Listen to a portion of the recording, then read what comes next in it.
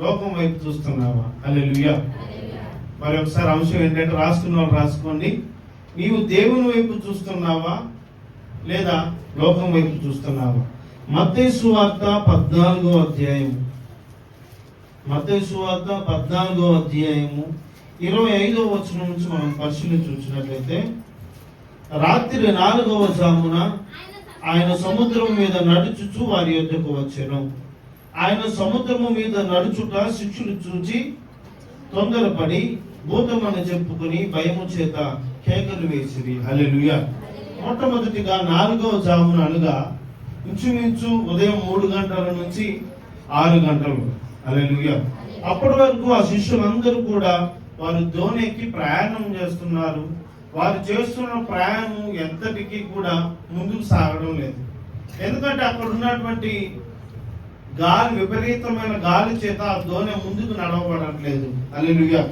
అప్పుడే ఆయన రాత్రి 4వ జామున ఆయన సముద్రము మీద నడుచుచు వారి యొద్దకు వచ్చెను. ఆయన సముద్రం మీద నడుచుట శిష్యులు చూచి తొందరపడి భూతమని చెప్పుకొని భయము చేత కేకలు వేసిరి. హల్లెలూయా. వెంటనే యేసు ధైర్యము తెచ్చుకొనుడి, నేనే, భయపడకుడని చెప్పాను. హల్లెలూయా. అక్కడ యేసుక్రీస్తు ప్రభుల వారు ఆ శిష్యులు ఎవరు? హల్లెలూయా. వారి యొక్క విశ్వాసులు కాదు, లేదా వారు దేవుని నమ్ముకొని నూతనంగా దేవుని నమ్ముకొని ప్రార్థన చేస్తున్న వారు కూడా కాదు. హల్లెలూయా. వారు నిరంతరము ఆయన వెంట ఉంటూ ఆయన చేస్తున్న ప్రార్థన చూస్తున్న వారు, ఆయన చేస్తున్న బోధ వింటున్నటువంటి ఆ శిష్యులు. హల్లెలూయా. ఆ శిష్యులు ఆయన ఎదురుగా నడుస్తూ వస్తున్నప్పటికీ కూడా ఆ విషయాన్ని గ్రహించలేక ఆయనను చూచి దాని యొక్క భూతమనో లేదా చీకటి వస్తుందనో లేదా తెల్లని వస్త్రాలు వేసుకొని వస్తుందన్న దాన్ని చూసి భయపడ్డారు. హల్లెలూయా. మనం కూడా రాత్రి వేళ సమయం సుమారు 10 తర్వాత ఎవరైనా తెల్ల బట్టలు వేసుకొని మాక్సిమం ఊర్లో కానీ ఊరు బయట కానీ మనకు కనబడ్డారనుకోండి, మనం ఏమనుకుంటాం? అసలు ఆ అంకాల కనపడం మనకి కంపల నుంచి పోతున్నామా, నీళ్ళ నుంచి పోతున్నామా, నిప్పులను ఊరుకుతున్నాం కూడా మనకు అర్థం కాదు. హల్లెలూయా. ఒక 2 నెలల క్రితం, సుమారు 2 నెలల క్రితం వెంకటాపురంలో తీవ్ర సంచలనం సృష్టించారు. ఏమని?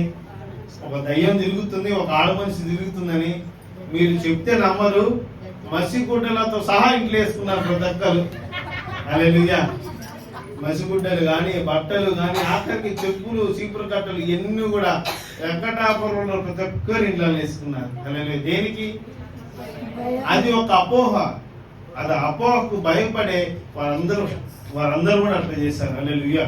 వీరందరూ కూడా దేవుని శిష్యులు, ఆయన వెంట తిరుగుతున్న వారు, ఆయన వాక్యాన్ని వింటున్న వారు, నిరంతరం ఆయన స్తుతిస్తున్న వారు, సువార్తను చెప్తున్నటువంటి ఈ విశ్వాసులే దేవుని చూసి భయపడ్డారు. హల్లెలూయా. మనం కూడా కొన్నిసార్లు ఏమనుకుంటామంటే, మనకు వచ్చే శోధనను చూసి, మనకు వచ్చినటువంటి చిన్న చిన్న పరీక్షలను చూసి, పరిశీలనను చూసి ప్రతి దానికి కూడా మనకు వాడక్కడ దొరికింది ఎవరు? సాతాను. అయ్యా, సాతాను మమ్మల్ని బాగా శోధిస్తున్నాడు. ప్రార్థన చేయండి, గట్టిగా చేయండి, ప్రార్థన చేయండి, ఉపవాస ప్రార్థన చేయండి.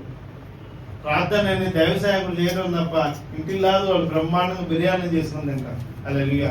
కానీ వారి శిష్యులే దేవుని వాక్యం వింటున్న వారే, కానీ అక్కడ జరుగుతున్నటువంటి కార్యాలను గ్రహించట్లేదు. హల్లెలూయా. ఆయనకు వారు శోధనలో ఉన్నారు. ఆ శోధనను తప్పించడానికి, అక్కడ కార్యం జరిగించడానికి ఆయన వారి మధ్య నడుచుకుంటూ వచ్చారు. హల్లెలూయా. అయితే ప్రభు వారు అప్పటికి భయపడి కేకలు వేస్తుంటే ఆయన అన్నాడంట, యేసు ధైర్యము తెచ్చుకొనుడి, నేనే, భయపడకుడని వారితో చెప్పగా, పేతురు, ప్రభువా నీవే అయితే నీళ్ల మీద నడిచి నీ యొద్దకు వచ్చుటకు నాకు సెలవిమ్మని అతనితో చెప్పగా. హల్లెలూయా. ఆల్రెడీ ఆయన చెప్తున్నాడు, భయపడమాకండి, నేను తప్ప ఎవరు కాదు, నేనే వచ్చింది ఆయన అంటే, వారు మళ్ళీ అడుగుతున్నారు, నిజంగా నీవే అయితే నేను నీళ్ళ మీద నడవాలి. మనం కూడా అంటాం, తెలుగులో లోకంలో ఒక సామెత ఉంటుంది, అదే సచ్చినోడు కళ్ళల్లా ఏలు పెట్టి చూస్తే వేరా నువ్వు ఆ రకమైందిరా అంటాం. అవునా కదా? ఆయన ఆల్రెడీ చెప్తున్నాడు, నేనే, నా శిష్యులారా నేనే, మీరందరూ భయపడమాకండి అని చెప్పగా మళ్ళీ పేతురు అడుగుతున్నాడు, ప్రభువా నీవే అయితే నీళ్ళ మీద నడిచి నీ ఎద్దకు వచ్చుటకు నాకు సెలవిమ్మని ఆయనతో చెప్పగా, ఆయన రమ్మనగానే పేతురు దోణి దిగి యేసు వద్దకు వెళ్ళుటకు నీళ్ళ మీద నడిచెను గాని గాలిని చూసి భయపడి మునిగిపోయి. హల్లెలూయా. ఆయన దేవుణ్ణి చూచి పేతురు అప్పటి వరకు దేవుణ్ణి చూసి ముందుకు నడిచాడు. హల్లెలూయా. నేటి వాక్యాంశం ఏంటంటే, నీవు దేవుని వైపు చూస్తున్నావా, లోకం వైపు చూస్తున్నావా? హల్లెలూయా. పేతురు అప్పటి వరకు దేవుని వైపు చూశాడు. దేవుని వైపు చూసినటువంటి పేతుడు అప్పటి వరకు టీవీగా, ఆయన ఏ విధంగా అయితే నీటి మీద టీవీగా నడుచుకుంటూ వచ్చాడో, ధైర్యంగా ఏ విధంగా నడుచుకుంటూ వచ్చాడో, పేతురు కూడా, ఆయన శిష్యులు ఒకడైన పేతురు కూడా ధైర్యంగా నడుచుకుంటూ వచ్చాడు. హల్లెలూయా. ఆయన ఎప్పుడైతే నీళ్ల మీద నడుచుకుంటూ, ఎవరైనా చూడండి, నలుగురిలో మనం మంచి బట్టలు వేసుకున్నాం అనుకుని మన నడక ఎట్లుంటది? ఒక టీవీగా గుండెను ఎదురు ముందుకు అనుకుంటూ ఒక రకంగా నడుచుకుంటూ వెళ్తాం. హల్లెలూయా. అప్పటి వరకు పేతురు భయపడ్డటువంటి పేతురు దేవుని చూసి ధైర్యం తెచ్చుకొని 2 అడుగులు వేయంగానే ఆయన ఏమనుకున్నాడు తెలుసా?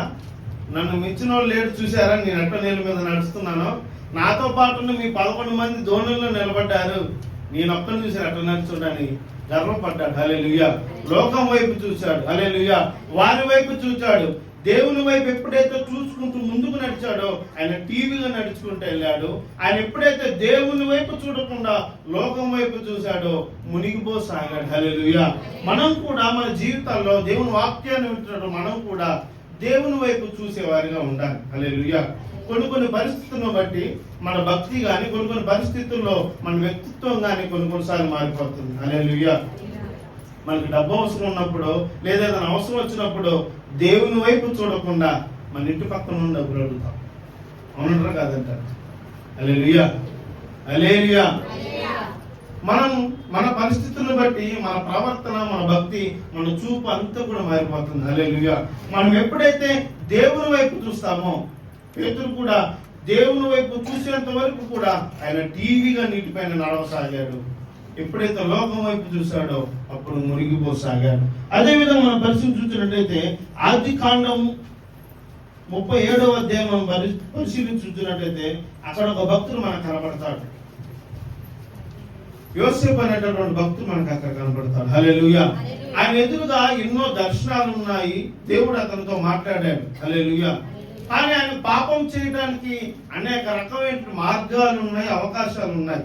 హల్లెలూయా.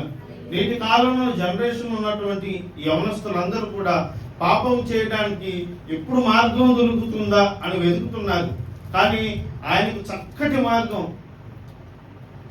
మార్గం వేస్తున్నా కానీ యోసేపు అవకాశాన్ని సద్వినియోగం చేసుకోలేదు. హల్లెలూయా. అది మంచి అవకాశం అంటారా, చెడ్డ అవకాశం అంటారా? హల్లెలూయా.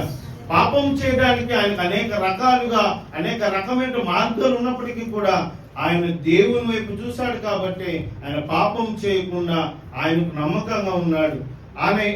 యోసేపు నమ్మకంగా ఉన్నాడు కాబట్టి ఆ ఫరో దేశానికి ప్రధానిగా చేయబడ్డాడు. హల్లెలూయా.